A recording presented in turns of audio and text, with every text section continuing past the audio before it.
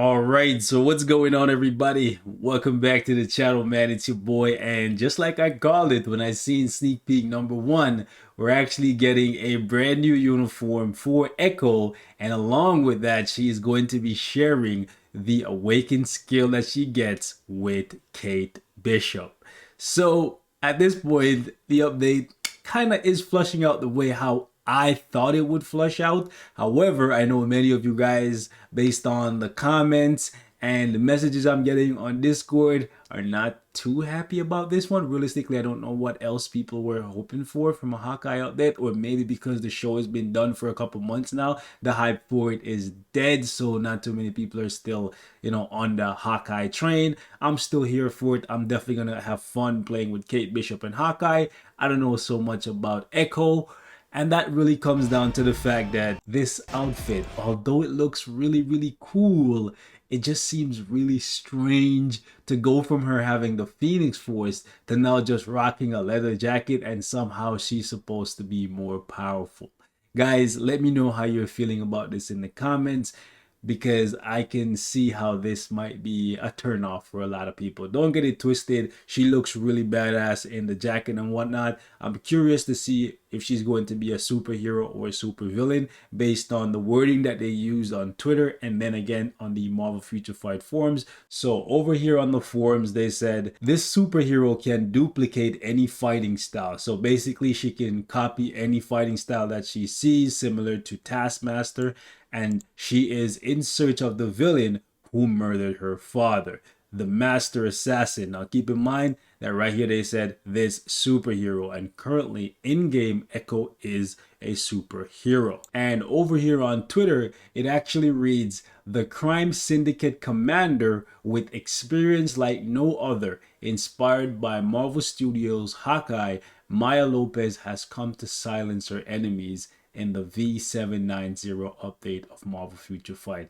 So the fact that she is a crime syndicate commander tells you that there's a chance that she might end up being a villain. So over here, they're referring to her as a hero, but over here, they're leading you to believe that she is a villain. So I don't know what's going to happen there. I know in game, she's currently represented as a superhero, and generally she is a superhero, like in the comics and whatnot. However, I don't know how close to the comics they're going to be playing this update, so it should be interesting to see. Let me know what you guys think. In addition to that, I'm curious to see how they're going to make her more powerful with this new uniform that's coming, but also at the exact same time, how exactly are they going to play it? Honestly, I think the best way they could go about this and make it so that players are not too turned off by the fact that she's going from having the Phoenix Force to just being a normal woman that can copy any moves that she sees, similar to Taskmaster, but somehow she's stronger than when she had the Phoenix Force. I think the way how they could go about this is if they made it so that the base kit was actually viable for PvE content, and the new uniform that she's getting is actually more so for PvP content. I think that would be really, really cool. And honestly, it would be nice to see one of these paywall characters somewhat viable in timeline battle, because realistically, if you look in timeline battle, it's all free to play characters, and that's perfectly fine, but it would be nice to see one of them actually being useful for both pieces of content, PvE and PvP. And I think they could basically copy what they did for Yelena a little bit by making it so that the uniform that she gets gives her some of the meta qualities, like a counter attack, iframe ignore, really good healing. And I know she already has a heal on her tier 2 passive, but I'm talking more so like a 20 or 30% heal on one of her skills to complement her passive to make her even more of a tank, if you will. And then in addition to that, maybe they could give her like damage reduction, similar to how for Yelena on her white suit, she has damage reduction and ignore dodge, but then on her black suit, which is geared more so to PvE content, it's actually chain hit damage and ignore defense. Ignore defense is kind of useless in today's meta, but the chain hit damage, 30% chain hit goes a long way. So it'll be interesting to see how they can basically make Echo actually stronger, but also make it so that the base kit isn't completely overshadowed, because it would be really hard to justify it to players that, hey, a character without the Phoenix Force is somehow, well, then again, to be honest, if you look at all the Phoenix Force characters in the game, there's still plenty of characters that don't have the Phoenix Force that are stronger than them. So realistically, would it even matter in the grand scheme of things? I honestly don't know, right? But basically, if you take a look at her kit here, there's not really too much in there that says, to me anyways, that she's a PvP character, besides the fact that she has a 4% max HP recovery every second when her HP is below 99%. Maybe a guaranteed dodge, that would be pretty cool, I guess, in PvP, but as a blast character, her HP isn't really that high, neither is her defenses, so I don't really see this character competing in PvP in any regard, regardless of what they do for the Awaken skill.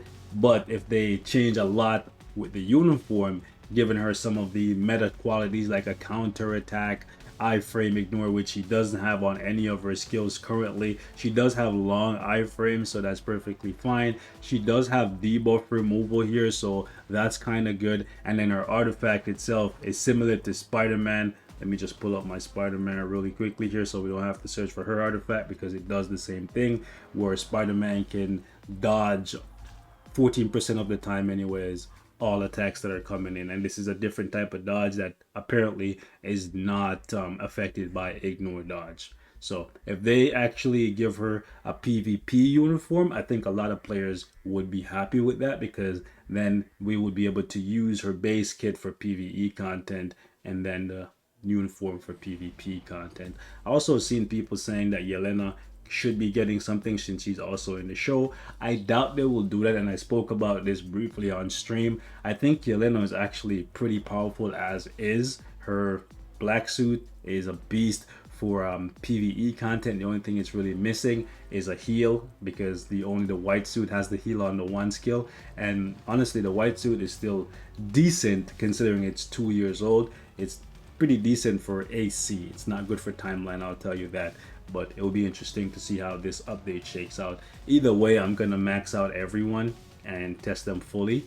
I see already one person already started working on Echo, because we went from 891 to 892, so it'll be interesting to see what they do to make this character viable in the eyes of many, because a lot of people picked her up and got her to gear 25, but realistically, where are we supposed to use her, right? World Boss Ultimate? How many people are going to spend time playing her in World Boss Ultimate? Not too many, because the only people who already have her and have her tier 2 are probably whales, and whales have more characters at tier 3 than the average player, so they're not going to use a tier 2 character when they have tier 3s in Transcended that they can use in place of those characters, right?